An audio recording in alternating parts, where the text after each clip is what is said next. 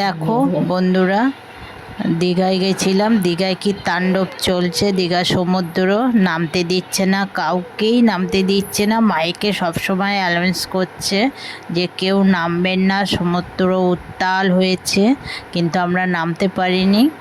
এবার যাওয়াটা মানে খুব একটা আমাদের ভালো লাগলো না, কারণ আমরা তো সমুদ্রে স্নানই করতে পারলাম না। দেখো না, ভালো লাগলে একটা লাইক কমেন্ট শেয়ার করে দিও।